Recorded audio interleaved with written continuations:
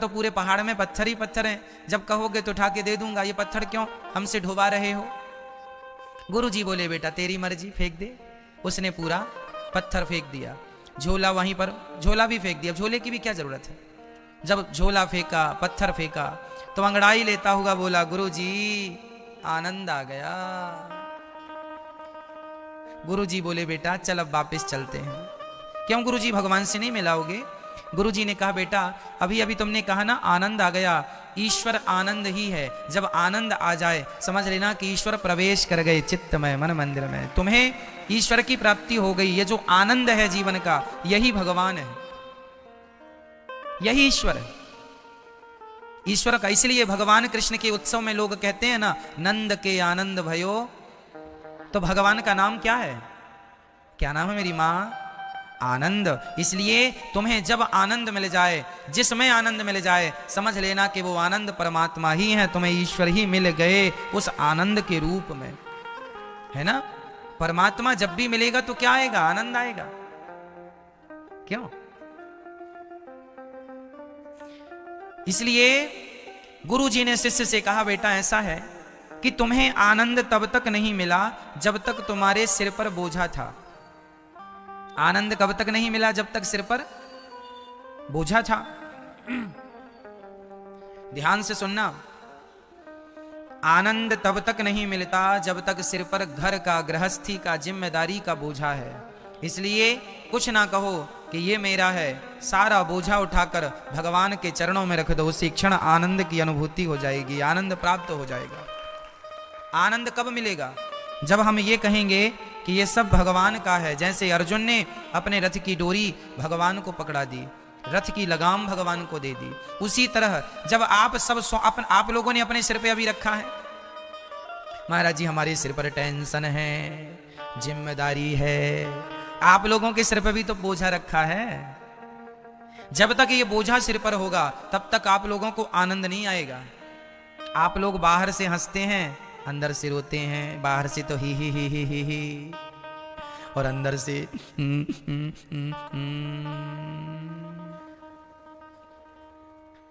इसलिए आपकी ये जो हंसी है ना ओरिजिनल नहीं है। क्यों? अंदर से कुछ और है, बाहर से कुछ और। इसलिए कहता हूं ये आप लोग अंदर से खुश क्यों नहीं हैं? अच्छा ये बताओ, आप लोग जब छोटे छोटे बच्चे थे या बच्चियां थी तब आप लोग बहुत खुश रहा करते। छोटे छोटे बच्चों को आप देख सकते हैं, वो कितने खुश होते हैं, हंसते हैं, खिलखिलाते हैं, उनकी हंसी नेचुरल होती है, कोई मिलावट नहीं है। लेकिन जब से आपका बचपन गुजरा है ना, तब से आप हंसना ही भूल गए हैं, तब से आप मुस्कुराना ही भूल गए हैं, है ना भैया? क्यों? क्योंकि आपने अपने सिर पर जिम्मेदारियों का बोझा रखा हुआ है। इसलिए कहता हूं समस्त बोझा उठाकर भगवान के कदमों में रख दो, चरणों में रख दो। प्रभु तुम्हें सौंपते हैं अमानत तुम्हारी, अब आप जानो और आपका काम जाने। जब भगवान को सौंप देंगे तो आप निश्चिंत हो जाएंगे। लेकिन आप लोग जबरदस्ती बुढ़ापे में भी लिए लिए घूमते हैं, ये मेरा बोझा, ये मेरा घर, ये मेरा परिवार, ये मेरा, यही तो बोझा है। ये मेरा घर है, ये मेरी गाड़ी है, ये मेरी पत्नी है, ये मेरा पुत्र है, ये मेरा परिवार, ये मेरा बिजनेस है, मैं इतना पैसे वाला हूँ, फिर अहंकार, फिर ये फिर वो, ये सब तुम्हारा बोझा ही तो है। यही तो तुम्हें सुकून नहीं देता, यही तो तुम्हें शांति नहीं प्रदान कर रहा है। ये सब कुछ सौंप दो भगवान को और बिल्कुल आप छोटे से बालक की तरह निश्चिंत हो जाओ। भगवान को सब देने पर आप निश्चिंत हो जाएंगे। जैसे आपके घर में 10 लाख रुपए रखे हैं तो सच्ची बताएं जिसके घर में 10 लाख होते हैं ना उसको नींद नहीं आती हाँ या ना? नींद नहीं आएगी, अरे कोई ले ना जाए, कोई चोर ना जाए, है ना। और वही 10 लाख उठा के आप बैंक में डाल दीजिए, खाते पर जमा कर दीजिए, तो वो 10 लाख आपके ही रहेंगे, पर अब बैंक की जिम्मेदारी है। अब आप निश्चिंत हो गए कि नहीं? हाँ या ना? मैया बोलो हाँ, है ना। वो पैसे जब तक आपके पास थे तब तक आपकी नींद हराम थी, पर बैंक में आपने जमा कर दी, आपके खाते में आ गए, अब आप निश्चिंत हैं। उसी प्रकार आप लोगों ने सारी जिम्मेदारियां अपने सिर उठा रखी हैं। ये मेरा है, ये मुझे करना है, ये मेरा है, ये सब मैं करूंगी, मैं इसका बाप हूं, मैं इसकी मां हूं, ये सब मुझे करना है ना जी। ये सब ये भाव बनाओ, सब उठा के भगवान के कदमों में, चरणों में सौंप दो। प्रभु अब जो करना है सो आपको करना है, हम तो आपके पीछे पीछे हैं, है ना। जाहि विधि राखे राम ताहि विधि रहिए। तो ऐसे करने से क्या होगा, आप चिंता मुक्त हो जाएंगे और आपको भी आनंद का अनुभव हो जाएगा। अभी आनंद इसलिए नहीं है क्योंकि आप लोग अभी सारी जिम्मेदारियों को अपने ही शीश पर रखे हुए हैं, अपने ही माथे पर रखे हुए हैं। अब सौंप दिया इस जीवन का सब भार तुम्हारे हाथों में है, जीत तुम्हारे हाथों में और हार तुम्हारे हाथों में। मेरा निश्चय बस एक यही, एक बार तुम्हें पा जाऊं मैं। मेरा निश्चय बस एक यही, एक बार तुम्हें पा जाऊं मैं। अर्पण कर दूं दुनिया भर का सब भार तुम्हारे हाथों में। अब सौंप दिया इस जीवन का सब भार तुम्हारे हाथों। सब भगवान को सौंप के वैसे ही रहो। जो जग में रहूं तो ऐसा रहूं जैसे जल में कमल का फूल रहे।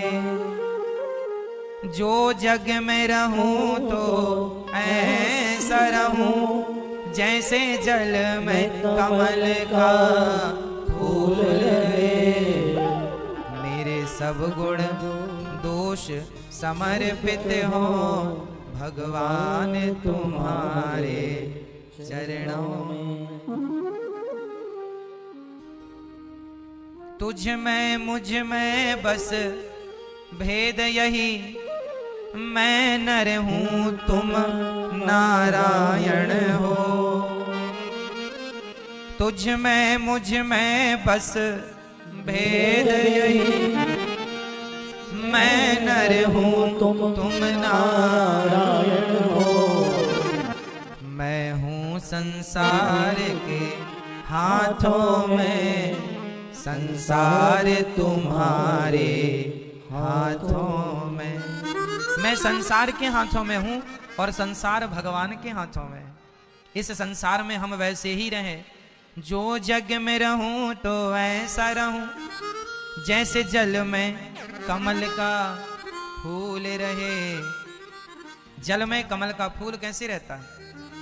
कमल के पुष्प पर एक बूंद पानी डालो तो वो कमल का पुष्प पानी को नीचे गिरा देता है, पानी को अपने पास बिल्कुल नहीं रखता, जबकि है पानी के बीच में, पर पानी की एक भी बूंद कमल पर नहीं होती। और कोई डाले भी तो वो सब झड़ा देता है तुरंत, हाँ या ना? बस आप संसार में रहो पर संसार की गंदगी माया मोह की ये आपके मस्तिष्क में बिल्कुल ना हो मेरी माँ। संसार में वैसे ही रहो जैसे कमल है। रहो पत्नी के बीच में, रहो पति और परिवार के बीच में, पर पत्नी परिवार बेटा बेटी ये सब दिल में दिमाग में बिल्कुल ना हो। केवल भगवान हो। ये मेरे नहीं है, ये मेरे कभी हो ही नहीं सकते। पत्नी मेरी कभी हो ही नहीं सकती। मैं कितना भी कहूं कि ये मेरी है, ये मेरी है, ये मेरी है, हो ही नहीं सकती।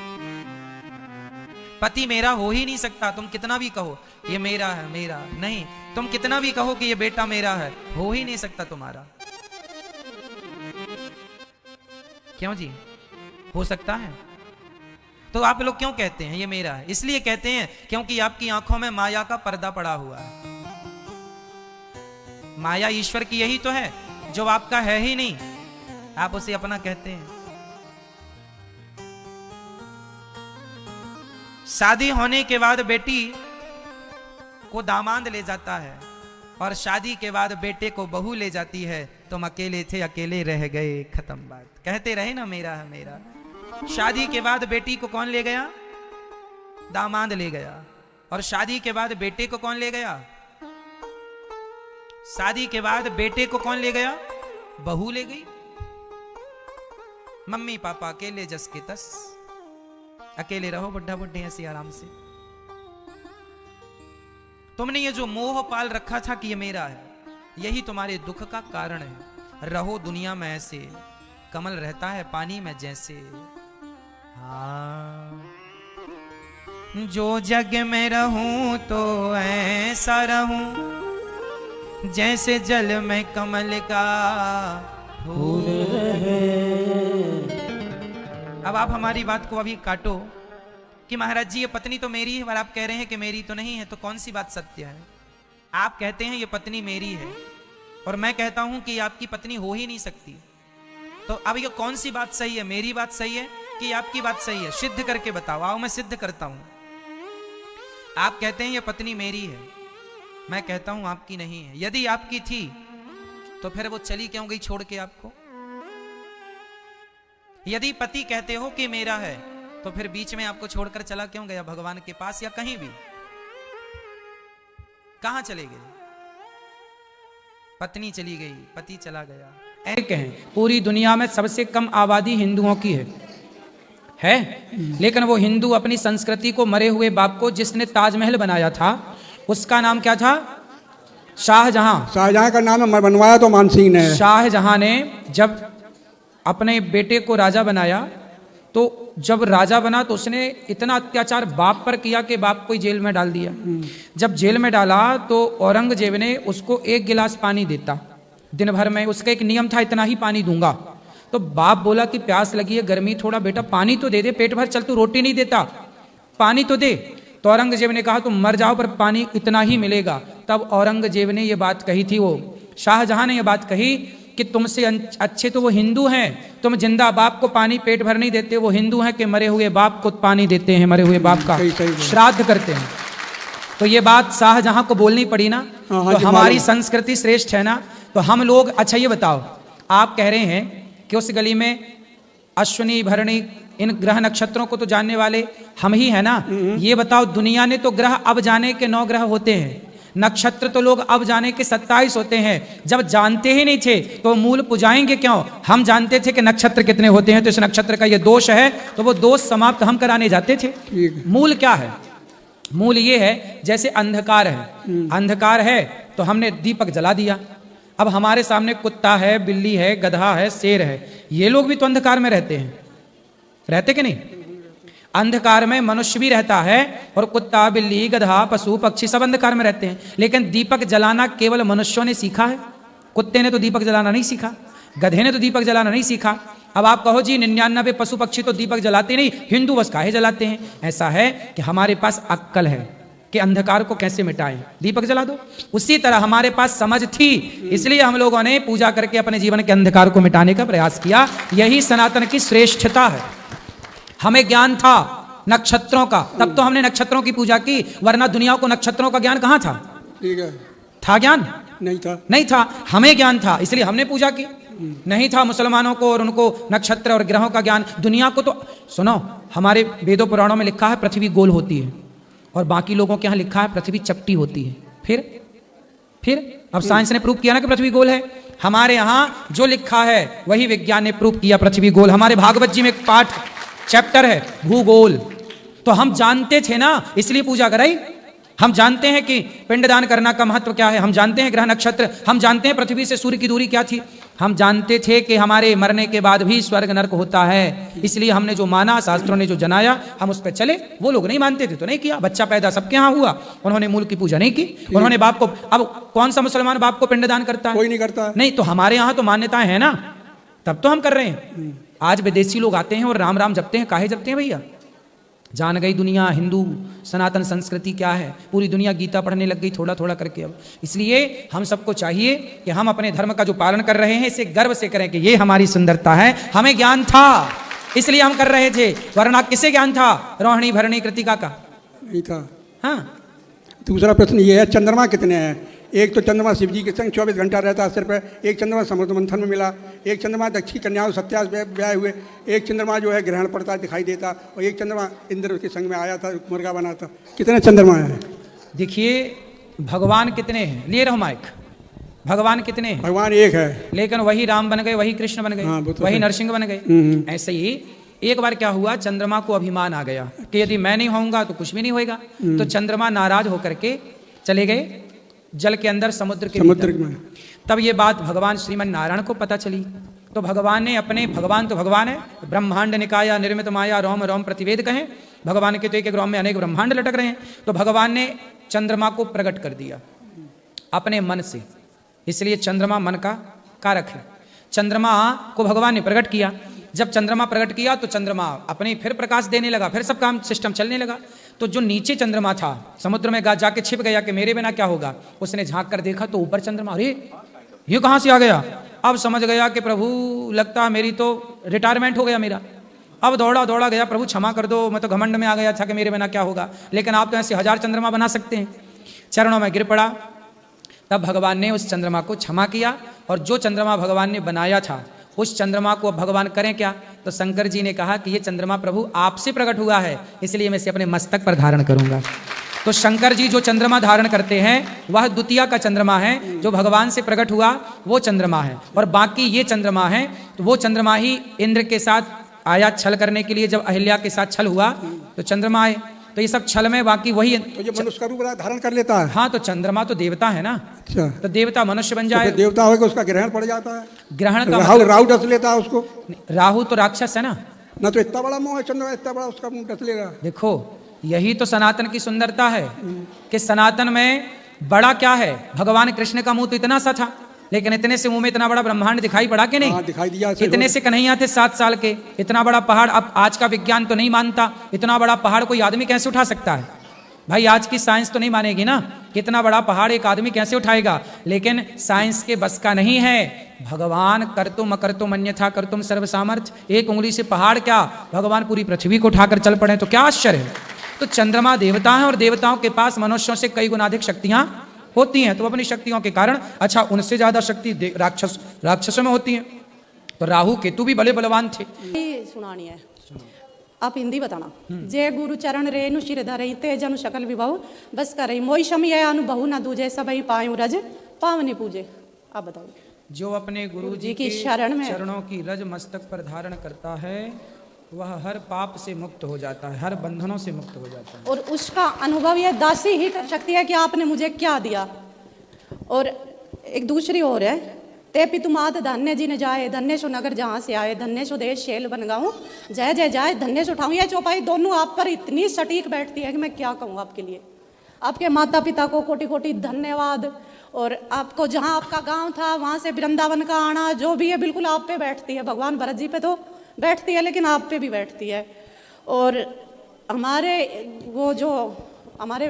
ये है कुल, मतलब नहीं पियर पक्ष में और नहीं ससुराल पक्ष में किसी ने भी आज तक गुरुजी नहीं बनाया था, तो उनकी सदगति नहीं हुई होगी। पुण्य यदि है तो हो गई होगी। गुरु बनाना आवश्यक क्यों है, इसका कारण जानिए। देखिए, जैसे विवाह करना जरूरी होता है, बच्चे तो बिना विवाह किए भी पैदा हो सकते हैं, फिर विवाह क्यों किया जाए। हमारे भारत में यदि बिना विवाह के आपने बच्चे पैदा किए तो समाज उस रिश्ते को सही नहीं मानता, ना तो शास्त्र सही मानता, धर्म सही मानता, ना समाज सही मानती। लेकिन जब आप विवाह कर लेते हैं तो विवाह के बाद आपके रिश्तों को सही माना जाता है, पति पत्नी के, और समाज भी और धर्म भी सही। इसलिए हमारे यहाँ पत्नी के नाम के आगे लगता है धर्म पत्नी, क्योंकि वो धर्म से जोड़ा गया संबंध है। जैसे विवाह करना आवश्यक है, एक परंपरा है। मुझे किसी स्त्री के संग रहना है तो पहले मुझे उससे विवाह करना चाहिए, यही धर्म है। यदि मैं बिना विवाह किए उसके साथ रहता हूँ तो वह अधर्म की श्रेणी में चला जाएगा, अपने आप चला जाएगा। उसी तरह जैसे विवाह एक परंपरा है, ऐसे गुरु मंत्र भी एक परंपरा है। विवाह के बाद ही एक स्त्री एक पुरुष का सदा के लिए रिश्ता जुड़ता है, ऐसे गुरु मंत्र के बाद ही भक्त और भगवान का सदा के लिए रिश्ता जुड़ता है। यह एक परंपरा, जैसे विवाह एक परंपरा है, ऐसे गुरु मंत्र एक परंपरा है। गुरु मंत्र सबको लेना चाहिए, क्योंकि बिना गुरु मंत्र के मेरा भगवान से वह संबंध स्थापित नहीं होगा, वह ज्ञान नहीं। मैं अपनी भी बात करूं, मैं भी गुरु मंत्र जब नहीं ली, मैंने 2010 20 जनवरी सुबह 9:30 बजे मैंने पहली बार जब अपने गुरु जी से गुरु मंत्र लिया, तो मेरे गुरु मंत्र लेने के पहले का मेरा जीवन, 2010 के पहले का जीवन और 2010 के बाद का जीवन, इन दोनों जीवन को जब मैं देखता हूँ तो मुझे बहुत अंतर नजर आता है, मेरे विचारों में, मेरे काम में, मेरी सोच में, मेरे सब चीज़ों में। क्योंकि गुरु के बाद ही जीवन में एक बदलाव होता है। इसलिए मैं भी इस बात का साक्षी हूं, जैसे आपने गुरु बना के आपने अनुभव किया, ऐसे मैंने भी गुरु बना करके मैंने भी अनुभव किए हैं। तो ये तो अनुभव की बातें हैं, बताई नहीं जा सकती, लेकिन अनुभव किया जा सकता है। इसलिए हम कहेंगे कि सबको ही समय रहते एक अच्छे गुरु का चयन कर लेना चाहिए और गुरु के चरणों में आत्मसमर्पण कर देना चाहिए। जैसे मैंने अपने गुरु के चरणों में किया, आप लोगों ने भी किया होगा। सच्चे भाव से गुरु से जुड़ जाना सबसे श्रेष्ठ है। एक शिकायत भगवान जी से है, आप तो शायद लगभग सा दर्शन हो जाए सपना में, पर भगवान दर्शन नहीं देते। देंगे कभी तो किसी का कान्हा जी आके बैठेगा, कभी किसी का, पर लेकिन जो भगवान बैठे हैं वो दर्शन नहीं अब देते। चिंता ना करिए, अब आपको भगवान जी स्वप्न में दर्शन जरूर देंगे। और मैं अपने पति का बहुत धन्यवाद करती हूँ। मैं खाना बना रही थी, वो बैठ के खा रहे थे, और हम देवकी नंदन महाराज की कोई वीडियो देखी थी, वो तो मेरे याद है, लेकिन उनने कहा कि इन महाराज जी की सुनो। शायद मेरे को याद भी नहीं हमने क्या सुना था क्या नहीं सुना। उस दिन से और आज तक क्या बताएं भगवान, हम तो आपके बारे में कुछ बोल भी नहीं सकते, लेकिन हमने गुरुजी बनाया है ना, तो पता नहीं लोग बागों को क्या। कोई बात नहीं, लोगों के चक्कर में ना पड़ो। नहीं, हमने तो सोच रखी हाथी चला बाजार कुत्ते लगे जा रहे, लेकिन वो पीछे से करते, कोई भी बात हो आप पे जाके रुकती है। आई गुरुजी वाली, आई गुरुजी वाली, कोई भी बात हुई, कोई बात नहीं। और ये दासी ने कम से कम आपके 150-200 सब्सक्राइब, कोई भी मेरी जान का था, भैया आपका मोबाइल दो, भैया आपका मोबाइल दो, धन्यवाद खुश जी। रहिए, खुश रहिए, खुश रहिए। ये मैया एक और है, ये हमारी मैया, ये मौसी है, ये इसकी शिकायत कर दूं? हाँ मैया बोलो। ये बीड़ी पीती है बड़ी जबरदस्त। मैं मौसी इसको इतना कहती हूँ कि शायद नशा तो मैं भी करती हूँ, चाय पीती हूँ, पर भैया तुम बीड़ी पीती हो? गुरुजी मेरे तकलीफ रहती है। काहे की? ये फ्रेश नहीं होती सुबह इसको। वो क्या है ना, आपको आदत लग गई है कि जब तक बीड़ी नहीं पियोगी फ्रेश नहीं होगी। बीड़ी नहीं पीऊं, तो हुक्को वो पीऊं सो। हैं? हुक्को। हुक्को क्या हुए? हुक्का हुक्का हुक्का गांजा पीती हो? हैं? कौन सा हुक्का? तमाकू। तंबाकू?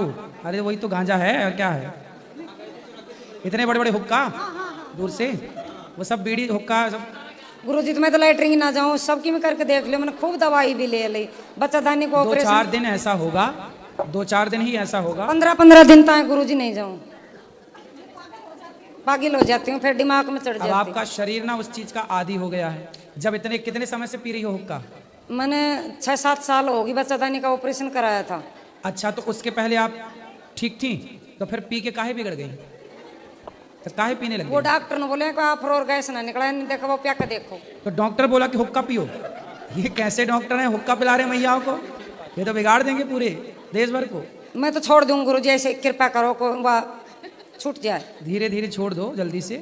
2-4 दिन तकलीफ होगी, लेकिन फिर सही सही हो जाएगा। फिर गुरुजी घर सुबह आको- उठकर सुनो, मैं आपको उपाय बताऊं। सुबह कितने बजे उठती हो? 5 बजे भी उठ जाऊं। सुबह उठो, सबसे पहले उकड़ू बैठो। अच्छा। उकड़ू बैठ के 2-3 गिलास खूब कस के पानी पियो। उकड़ू बैठना जानती हो ना? जानो पी लियो कई महीना। उकड़ू बैठ के पानी पियो और फिर 200-400 कदम चलो। यदि आप 200-400 कदम चली और उकड़ू बैठ के पानी पी, तो आपका पेट बिल्कुल साफ रहेगा। हमेशा बात सबके लिए बोल रहे हैं, सब चीजें। पेट किसी का साफ ना होता हो, उकड़ू बैठ के पानी पियो सवेरे 2-3 गिलास, और 400-500 कदम चलो, थोड़ा फास्ट। देखो आप बिल्कुल ठीक हो पाएंगी और सब हुक्का पीने की जरूरत ना पड़े। एक गुरुजी कई साल हो गई हारा के मैं ना बिल्ली आप ही पड़ गई थी। बिल्ली? बिल्ली आंच में पड़ गई थी, वो सिगड़ी ना बोल रहे, हाँ हाँ। उसमें आप ही पड़ कर मर गई थी। फिर तो मैं उसका पाप तो नहीं लगे हमारे। काहे नहीं लगेगा? तुमने मारा था जानबूझ के? ना। फिर आप ही पड़ी है अपने से गिर गई? हाँ। तो बिल्ली फिर भाग नहीं पाई? ना, तो भट्टी थी क्या? बट्टी थी भट्टी में गिर गई बिल्ली? ओ, फिर उसको कि मैं आप वो बताऊं। गिर गई तो वो उसकी गलती है, लेकिन आपका दोष मैंने नहीं। तो उन्हें तुरंत काट भी ली थी, पड़ता है, पर वो तो सांस तोड़ दी। कोई बात नहीं, अच्छे कर्म करते ए रहना। गुरुजी बिल्ली- आशीर्वाद दीजिए बच्चों को, वा बड़ो छोरो माने ना थाने। तो वो भी हुक्का हुक्का पिए हैं? ना, शादी ना हुई, आशीर्वाद दे। ठीक है, गुरुजी पोथी पाठ बैठाया है, तो वो प्रसाद कैसे पहुंचेगा? पहुंच जाएगा कुरियर के द्वारा। आप 7 दिन सुन के जाओ ना फिर। नहीं जी, कोई बात नहीं। गुरुजी राधे राधे। जी, गुरुजी आज सबकी ठीक है सब कृपा है, और सब हालचाल बढ़िया? सब। गुरुजी जो लोग कहते हैं ना कि किसी को दुख मिलता है तो भगवान के पास कहने लगते हैं भगवान हमें ये दुख दिए, भगवान हमें ये दुख दिए। जब भगवान मनुष्य जन्म में आए थे, भगवान को कितना दुख हुआ, मैं आपको वहाँ करना चाहता हूँ। बताओ। दुख शुरू थे मेरे जन्म से पहले मेरी मौत इंतजार में, कैसे कहूँ कहानियाँ, सुनो पूरी लंबी कतार में। जन्म हुआ मेरा जेल में,